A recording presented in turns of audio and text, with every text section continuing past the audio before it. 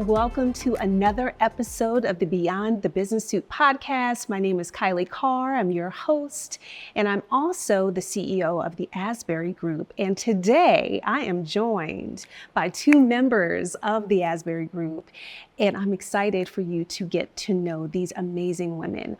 Oftentimes we have conversations amongst ourselves on our team, and we always say, I wish we had somebody recording this because there are always some great gems. There's so many great insights. So we're going to do that today.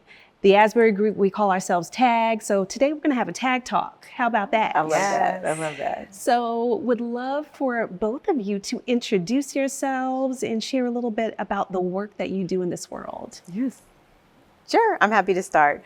My name is Danielle Hawthorne, and I am a leadership and development coach, a facilitator with the Asbury Group. And I'm so excited to be here. Thank you for having us, Kailei. Welcome. This is great. This is your first time? I've done a podcast with you, absolutely. right. But this is definitely my first time doing a TAG talk. That's right. Officially. Yeah. I mean, like you said, we often have these conversations internally as a team, but I love that we get to give everybody else some insight into these conversations. So same here.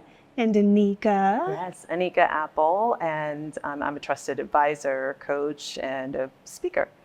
And my work in this world is really all about helping people ground themselves in the truth of who they are so that they can be the catalyst that they were born to be in the world. So you already see the type of conversation we're going to have today. Yes. So let's dig in. Let's first talk about coaching. So both of you, amongst the many hats that you both play and areas of expertise, oftentimes clients come to you as a coach or advisor, and you help them through. And I know that when I'm coaching, I was going to say oftentimes, but it's really most of the time, people come to me with something they think they want, but in actuality, what they need is something very different. So when you think about those moments, and I see the head nodding, so it sounds like you've experienced some of the same. What have been some of the themes of that gap between what people think what people want versus what they really need? Well, I'll start. I think that so often people don't have the mirror to see themselves. And so I understand, I'm always thinking about the client coming forward and saying, hey, I need help working on this. And I'm like, tell me more. And so we ask those great questions, right? So that they can start to unpack. And there's almost always more to what it is that they are navigating. People don't often spend the time to assess what's happening inside. So my experience is that there's this goal that we want to reach. And so it's like, how do we do that as quickly as possible? And I think we know that the work that we need to do inside is going to take a bit longer. And so sometimes I think people are just not really sure how to attack that. So the beautiful thing about what we do, clearly on the TAG team, because we talk about it quite a bit, but just is really helping be the mirror to reflect back to people what they're saying and then ask the great questions. I find that typically in first session, by the end of it, they're like, no, that's really what I'm here for. And we're like, good, we're agreed. So let's do that work, because then all the other things that you've talked about, what you came in the door for, will be simpler. Yeah. I love that, Anika. And that is so true. I think a lot of the work that I try to do in my coaching practice is really help them to identify who they are, right? Because I think a lot of times we move aimlessly, right? Without grounding in our identity. Who are we? Who do we want to be? How are we navigating this world in relationship to that? And so oftentimes what I like to do with my coaching clients is sit and ask them, okay, you shared that with me. Is that in alignment with who you said you wanted to be and how you want to be navigating this world? And I think sometimes that's the disconnect that they can't put together, right? And I think that takes a lot of deep listening, right? And sometimes repeating back. So what I heard you say is this. Is that what you meant? Is that what you intended? Is that how you intend to be navigating and moving through this world? And so helping them align themselves to their identity, who they are declaring and wanting to be in this world, as they are identifying themselves to be, is a big part of this, because oftentimes we can't see that. We can't see that for ourselves. And so for me as a coach, I like to remind them, this is who you said you wanted to be.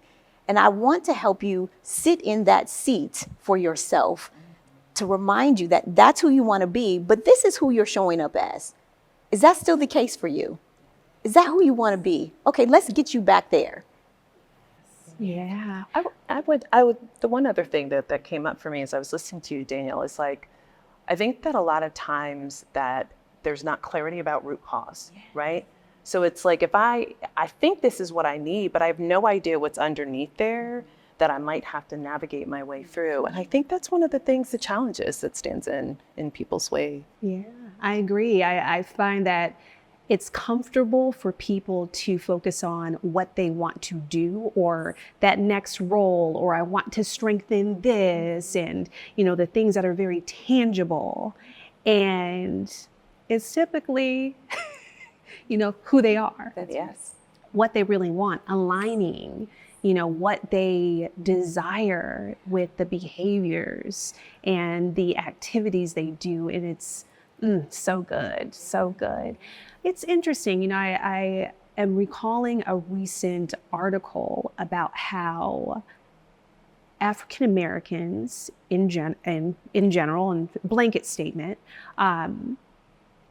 and I had another conversation separately with someone who is Indian who said that, who said something similar. So this is what the article said. It said that African Americans are amongst the least coached professionals. Mm-hmm. And the person I was speaking with, who's Indian, said that she found that in her community, it was very similar.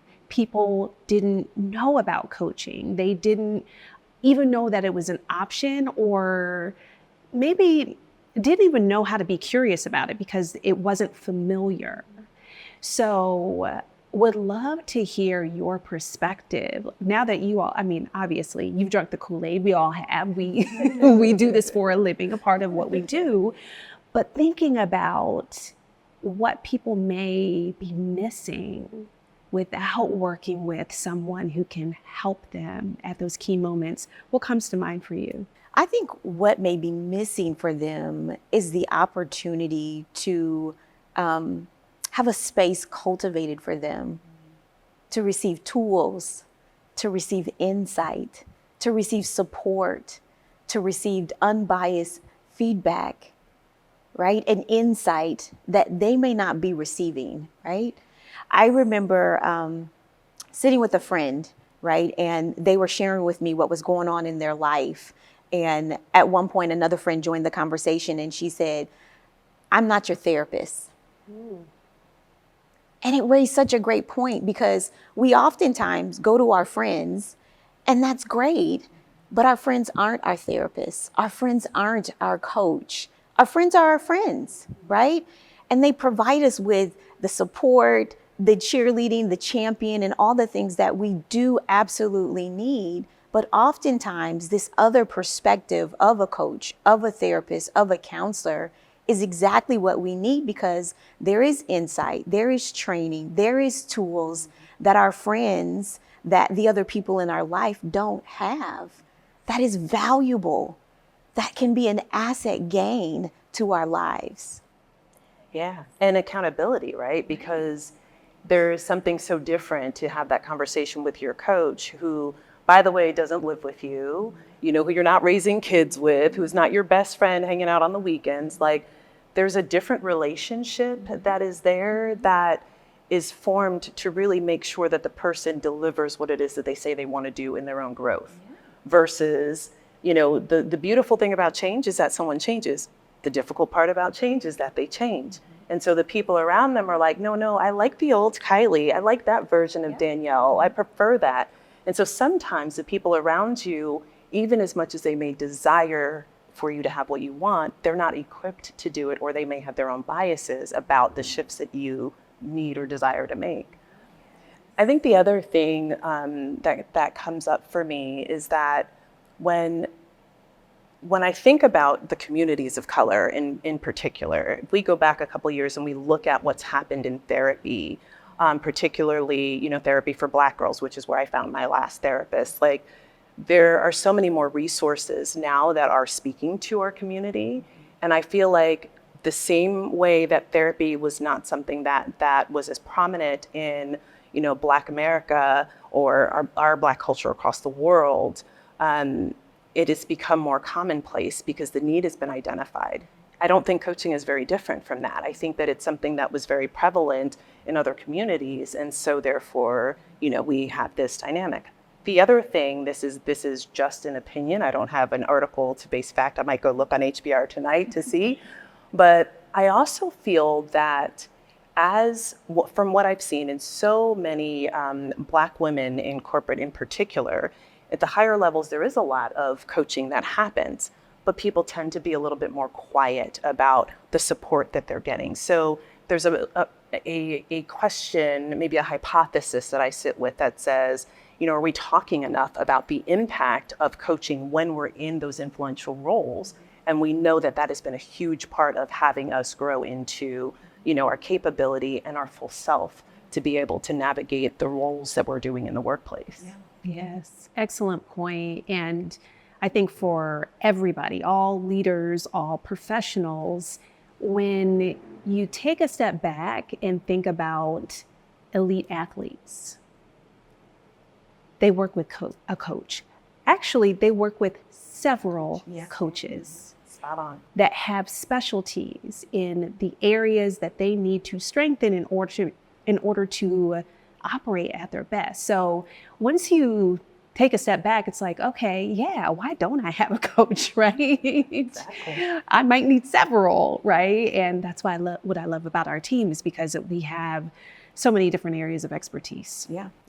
I think it's also important to note that a huge part of what was missing from our community for a very long time, and still is in many respects, is just access, right? There is an economic disparity for folks to be able to access coaching and executive coaching. I was a leader for a very long time and didn't have access to the resources for coaching until I became an executive. And so I think for a lot of people, they just oftentimes don't have access to coaching and therapy, and they should. We need to remove the barriers so that everyone has access to coaching, to therapy, to counseling, so that they can receive the tools that we offer, the support that is offered, and the benefit that comes from having a coach.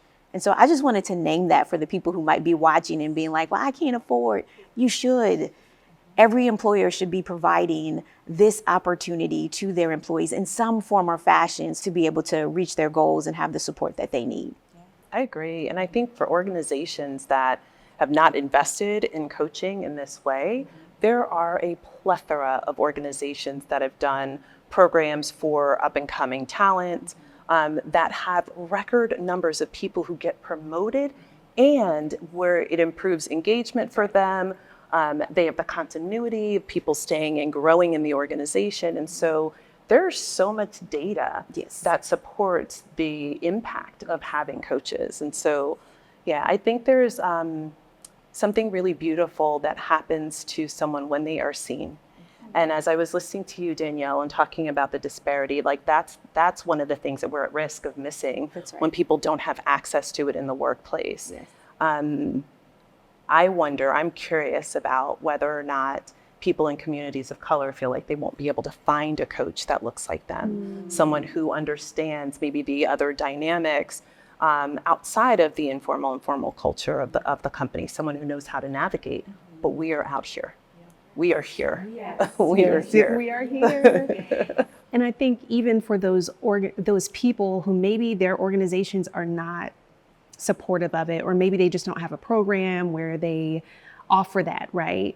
It still is important to invest in yourself. Yes. It is so important. It is. And I'm so glad that you pointed out the data that shows that people benefit from it when they have access to it. So thank you for pointing that out. It is so true, and it's so vital to this conversation. If I may, I'd love to ask the two of you a question. Sure. So when we think about, because you talked about investing in yourself, how many coaches, therapists, like who's on your team? Who helps you ensure that you can perform at your best. Do you want me to start? Sure, that would be great. Yeah. When I think about my support team, you know, I think of mind, body, spirit. And so when I think about my mind, I think about our team. Yes. You know, we support each other in multiple ways. When you are working with a team of coaches, you can't turn that off. That's just true. So I do understand the privilege of working in an environment where so many of us are experts, right? So I think I am always feeling like I'm sharpening my saw and my expertise by working with so many incredible people and clients. And, you know, I look at a lot of content to stay sharp. But when I think about my body, you know, I have doctors, right? If I need a chiropractor, I know who to go to. If I need acupuncture, I know who to go to. You know, spa services, I know who to go to. Spirit, I have so many spiritual sisters in my network, including this woman right here who I lean on. But I also have a therapist. Yeah. And that's so important because I should not, to, you know, the earlier conversation, I shouldn't rely on my husband, my partner, or my best friend who, oh, by the way, she does have a degree in psychotherapy and I've been on her couch many a times, but I shouldn't put that burden on her, right? Yeah. But those are some of the people on my support team. It's beautiful. Yeah. Yeah. Thank you for sharing that. That's so true. The ways in which we care for ourselves extend beyond traditional means, you know what I mean, that we've been accustomed to. So similarly, I have a team of neurologists. I suffer from migraines. And so I regularly meet with my team of doctors to help me manage my migraines because they shift and change over time, right? And so we regularly meet. I get massages monthly. Yes, to also help mind, body, soul. We are whole beings, and investing in myself, like you mentioned earlier, is something that I've learned to do after suffering a nearly debilitating and fatal bout with burnout. And so I prioritize that. My physical well-being is also important to me. So I regularly walk. And that's something my husband and I do together after dinner or first thing in the morning together. But I also do have people in my life. I have a coach. And we have a personal board of advisors that we regularly meet with for not just family affairs, but for our business as well, to just help us stay on track with our goals. So I have a coach. I have a personal board of advisors. I also have my pastor and his wife that I meet with regularly to just kind of help me stay aligned with my values. And so having these people in our lives is so important. And I'm so glad you asked us that. I'm so glad. Thank you. Yeah. I'm glad you both shared. It's so important. And I think that there's so many times where we can allow ourselves to be insular and not reach out, not create the entire network that we need. And so I love that both of you identified things outside of, you know, what our audience might be thinking of as traditional coaching, right? It's really about creating a web of the support that you need for your life. I have a business coach, I have a therapist, I do colon hydrotherapy, like all of the different resources that help me to perform at my best are there. And I learned it from my mom.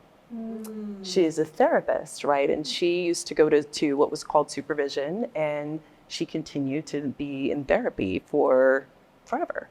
And in the same way that a doctor needs support, in the same way that a therapist needs support, like we should all be looking at how we create that collective of support. Yeah, it's a breakthrough for us to have the level of support and investment that we have in ourselves. And I'm hoping that people feel inspired to do that for themselves as well. Agreed. I'm realizing one very important part of my support team that I can't let us finish this conversation without mentioning: my house cleaner. Oh, come on. Listen. Let's be real about it. I mean, yes. the time clutch and right there. effort that is saved by that duo of women who come every other week. I'm so thankful.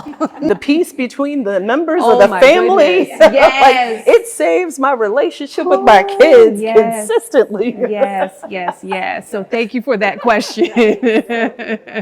I mean, in our families, our communities, right? The people who, our tribe, our village of people who hold us together, the people that, sometimes pick up our kids from school when we need them to, or, we can call in the middle of the night because something's happening, we need them to pray for us, or our husbands who may not be our therapists, but are, in some respects, our sounding boards, our biggest supporters, our partners. They all make up this web of support that hold us together. And I'm grateful for them. Yeah, me too. Yeah. Earlier, we talked about coaching and that being a part of the work that we do. One thing that I love about our work as well is that we get to talk about conscious leadership. We get to talk about purpose-driven leadership. We get to talk about transformational leadership and all of these concepts that are really on the forefront of what is seen to be traditional leadership, right? When I think about all the leadership programs that I was a part of in corporate America way back when, a lot of them were really more management focused, and they were very skills focused. Absolutely. And what we're seeing is a trend towards some of the things that I would argue are more feminine leadership qualities. So I would love to hear some of the terms, the themes, the topics that either of you have heard recently that you're like, oh, we're having this type of conversation? Because we have these conversations all the time, but then, to hear it from other people is so interesting. Well, I will tell you, I was talking to one of my coaches the other day, business coach, and she said, you're an intuitive coach. Like, you call yourself an integration coach, but you're an intuitive coach. This thing about leaning into our intuition and truly knowing who we are, trusting the voice within, is something I am I so readily embrace, and I am still often blown away by the response of people. I'm thinking right now, Kailei, of our work with a client and the response at the end of our sharing out with them, and how present they were in the moment. And it was, we didn't talk about anything spiritual in our conversation yet. Their response was like, whew, this was like church for work, right? Like, it was such a beautiful moment. And we were not the only people on the call either. So it was just a beautiful representation of who they are and what they value. And I think that is, that's one of the things in conscious leadership that we're really seeing coming into the forefront, where people are honoring the truth of who they are and showing up in that way. That is just so exciting to me. Yeah, I'm hearing a lot of leading from the whole person. You know what I mean? I think for so many years, to your point and what you've said before, like, we've been so focused on skills development, skill building, leveling up in that form, that we've ignored that people are whole human beings. They don't leave their personal lives at the door when they walk into work. They bring all that in. And what we're seeing now is this shift and change from like addressing and trying to see people for who they are as human beings. And I absolutely love that. I mean, it's something I've been doing personally, and I would imagine all of you have in your own leadership journeys. So it's not new to us, but I love that the industry is coming around to seeing that, to identifying that, and to really asking, how do we see people in positions and not just warm bodies? Filling a role in our organizations, filling roles in our companies to sell a product or to fill, whatever role we have open, but to really seeing people and their humanity, right? To understanding that, when they come in and they have had a tough morning with their families, that comes in with them. And we need to check on them. Yep. We need to address that. We need to give them a moment. And so we're seeing things like check-ins in their team meetings before they start with the business of the day. We're seeing things like them adding quiet rooms in companies. And we're seeing things like what we just talked about with them having therapies. And if they haven't added traditional therapists, they're doing telehealth and offering it as a benefit for their companies. And I love that they're doing this because they're recognizing that people aren't machines. They're whole human beings. If you look at what's happening in the articles that are being written about women in leadership, it's so interesting because the characteristics that we're saying we desire most in leaders today are things that, to your point, are typically treated as feminine. One of the things I think that we are on the horizon of is a change in language. So I think about the word nurture as an example, right? Nurturing almost immediately makes people think of women. But if you look at the characteristics that people say they desire in their senior leaders, they're looking for nurturers, right? They're looking for that warmth, the connectivity. They're looking for people who are honest, people who see them.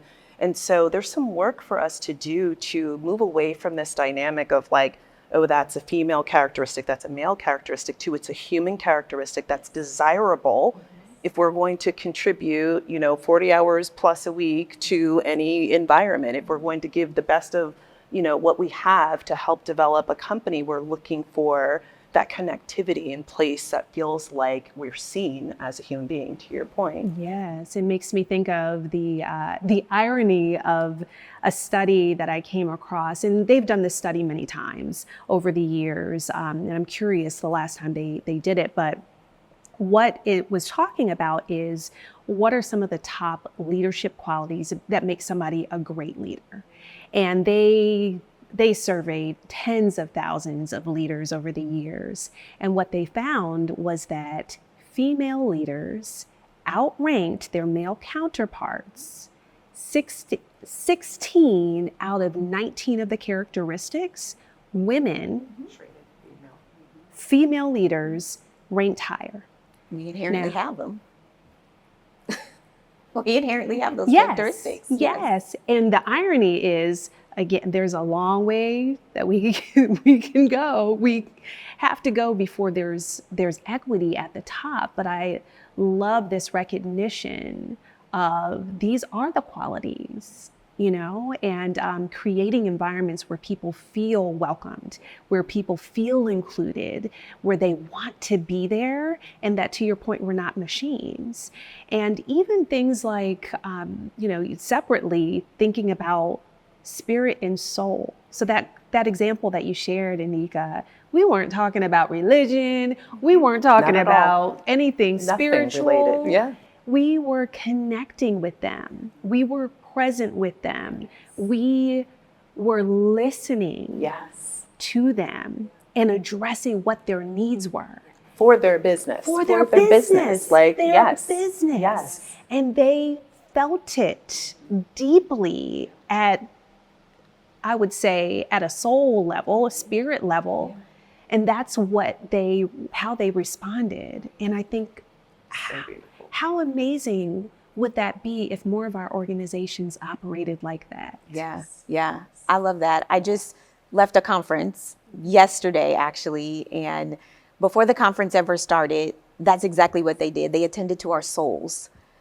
And so the first day was just full of soul and life-giving activities that just nurtured our souls. We did things like choosing between a cooking class or perfume making or yoga or aligning our chakras, just things that, like you said, were life-giving. And then we got into the business of the conference, right?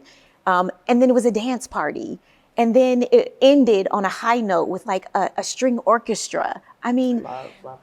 it was the soul connection that we all needed, because people are beginning to recognize that we have souls. We are spiritual beings. Again, not connected to religion, but connected to this part of us that's been left unaddressed for so long that leads to the things that we were talking about earlier, burnout, right? And all these other trauma responses that we're seeing run prevalent in our community. Our souls need attending to in the workplace. Yes.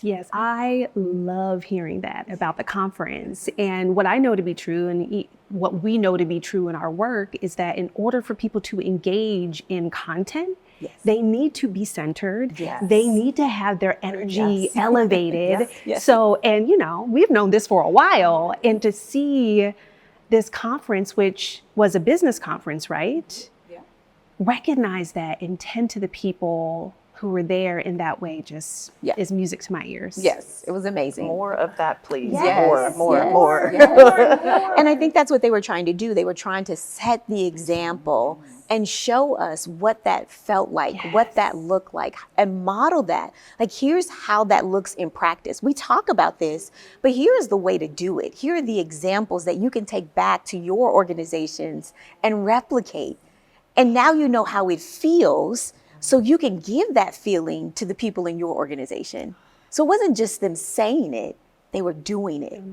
They're modeling it. And then we felt it, so now we can transfer that feeling and put it into our organizations when we go back home. It was amazing. It was amazing. So good. That's so good. Great. It was great. Well, in this moment in time, we are in, at least in the US, and I know there are other countries around the world that are experiencing this as well. We're going through election season. And this is a time, we all kind of... Let's go back to soul care. I'm going to care for my soul as we have this conversation. Yes. No, this is a safe space. Yes. And, we all had that pause, right? And many people are going to work in diverse environments that we love. And work used to be a place where you didn't talk about religion or politics. And over time, that's changed. And we've seen some companies have really open conversations. When I think about back in 2020, I've seen, we've both heard of, or all three of us have heard of organizations that have said, let's not talk about it.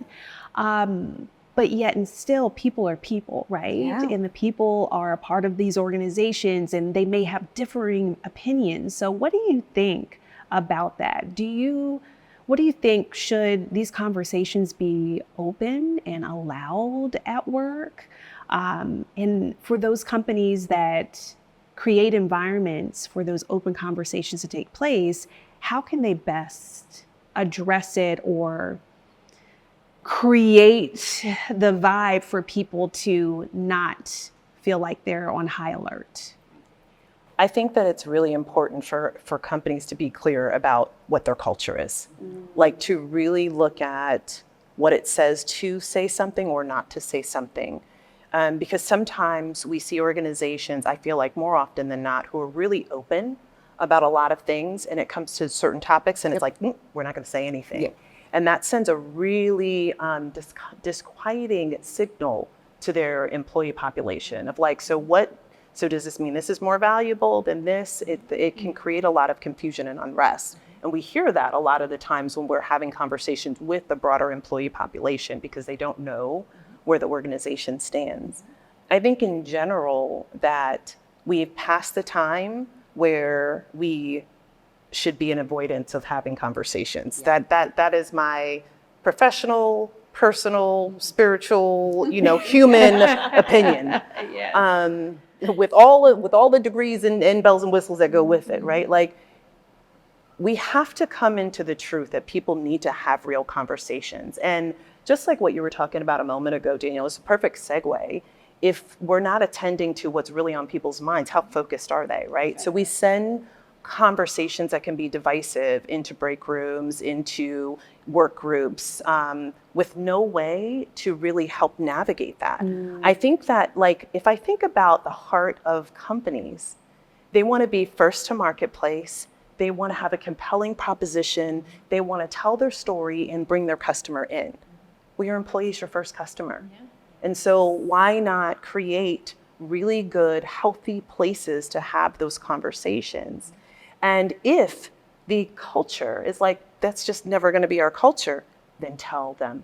Tell your employees. That's right. And give them resources outside of the business that they have to go talk about how they're feeling. When I think about this election season in particular, it makes me have a range of emotions. And what I see happening is already so much disconnect. We have forgotten how similar we are to each other. And we're using a few things that are important, but to create divisiveness and really separation.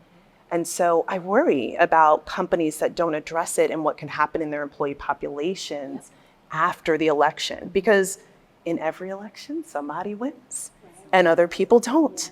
And so there's going to be a dynamic that has to be addressed. So preparation for how do you talk about it now and what do you do post is something that leaders should be thinking about, at least from my perspective. Yeah, I think you're absolutely right, Anika. I think the other thing I would bring into this conversation, so like +1 on everything you said, but I think you also need to consider culture. I think there's been such a big focus for companies on creating culture. I think you run the risk of undoing all of that culture work when you come to election season and don't provide a space to either address it or share why you're not addressing it for your employees. It undoes trust. It undoes all of the buy-in that you've created all year long for your company culture when you suddenly pull the rug, in essence, from underneath your employees by saying, we're not talking about this, and neither are you in the workplace. Employees spend way too much time in the workplace to not have an opportunity to have something said about what is happening in our country in the place that they work. And it informs so much of what we do in the workplace. And so I would 100% agree with you. And I would say, think about the company culture that you desire to have amongst your employees and your teams when it comes to this issue, the same way you would when you're desiring to create a culture for your team members inside your organization as well. It's vitally important. And I think we miss the mark when we don't consider it as a part of the whole process. Yeah, I think it's a teachable moment. Absolutely it is. I think about, I'm going to have a very candid moment. I know this is a safe space. It is. My family and I, we traveled, we road tripped over the summer. And we drove through many different states in the US. And I realized as we were driving that there were some areas that I had some fears driving into because of perhaps the political affiliation with the people there. And that were different than mine because of what I'm seeing in the media. Mm-hmm. And the fear, I could feel the fear inside of me. And I remember going to one place and, I had seen some vehicles around us on the way there that were advocating for a certain politician. And I was honestly a little bit concerned with my family, like, ooh, what are we going to walk into in this rural part of this state? And we got there, and before I went in, I decided I'm going to be a light. I am not going to let my fears take over me. I am just going to be open. And let me tell you what, we were welcomed with so much warmth. Mm-hmm. We had a conversation with an older couple next to us who were a hoot, and we had a great conversation. And yes, on the surface, it may have seemed like we were very different, right? Here we are coming in from the big city and, driving through this rural town. But what it taught me was, one, to be curious and not judgmental. Yes. And two, to your point, Anika, we're so much more alike than we are different. Yep. And media, what we consume in our little bubbles may tell us otherwise, and that's actually not the truth. That's right. And so it was such a learning moment for me. Yeah. I'm glad you mentioned that because I think that is the blueprint for how to do that, right? When we choose to engage in these conversations in our workplace, I think that's the very first step, to be curious.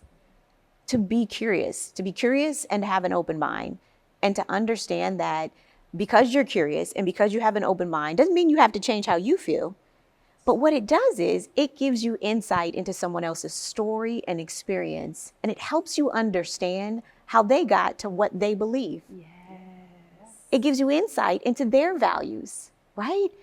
And when you're willing to be vulnerable and intimate and sharing yours, it helps them better understand you, what you believe, your story, your experience, your values, and why you believe what you believe. And again, you can have that exchange, that conversation, and walk away believing the exact same way you believe. And disagree with each other. Exactly. And disagree with each other. But what you've done is you've built connection, and you likely found some things you do agree on, you do align on, and some connection with someone you otherwise wouldn't have in your workplace. Right. And we talk about cultivating connections with our clients all the time. And I think this is just another opportunity to do that. So I love that. Be curious. That's a great opportunity. I mean, think about companies leading and uniting people, like what that could look like in the foundation of who this country is, for them to have those conversations and begin to bring people together. Like, politics matters to business. They are not two separate beings operating. Like, there's a connection, right? And if you know, when you sit in senior leadership, you talk about like, well, you know, if this particular party comes in, like these are typically the things that happen, and here's what that may mean for business. So if you're a business leader today, you're already looking at what's happening in the political climate, you're watching it, you're having conversations with your, you know, leadership team to identify what things you might have to put into place for, you know, whatever might be happening. And so if there's already a recognition of what the impact, the political, you know, the outcome of the election, or even the road to the election can have on your business, why not begin to engage people in having those conversations and understanding what it might mean to them? Yeah. Like, I think there's a huge part for the soul of the business organizations to show up, right? In a way that they're leading. Business wants to lead in this country, and we need the economy. We need businesses. We need business leaders. And so do the thing. Like, this is where boldness has the opportunity to come forward. This is where companies have the opportunity to set themselves apart. Yeah. And I think to further that point, this is where leaders have the opportunity to build relationships with their team members.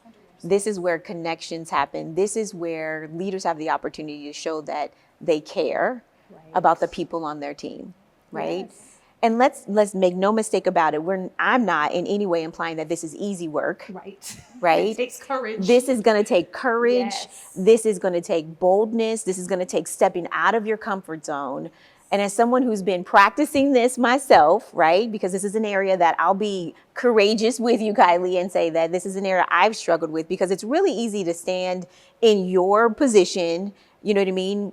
You know, with the person that you, or the party, or whatever it is that you believe on, and say, this is just it. My blinders are on. I'm focused on this. But it does take boldness and courage to say, I want to see things from your perspective. I want to hear your story. And I'll tell you, in doing that, and that's kind of been the thing that I've been fearless about this year, I've met some new people that I wouldn't have otherwise met. I've learned some things about others. I've learned some things about myself, right? And it's been a beautiful journey, not without challenges, but a journey nonetheless.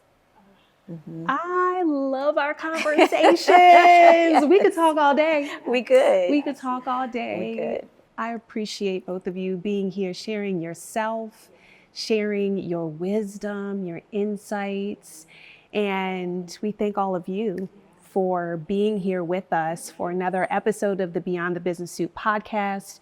You can always get any of our previous episodes in the archives at beyondthebusinesssuit.com. And we can't wait to see you next time for another episode. And we will have some more tag talks in the future as well. Be well. Be well.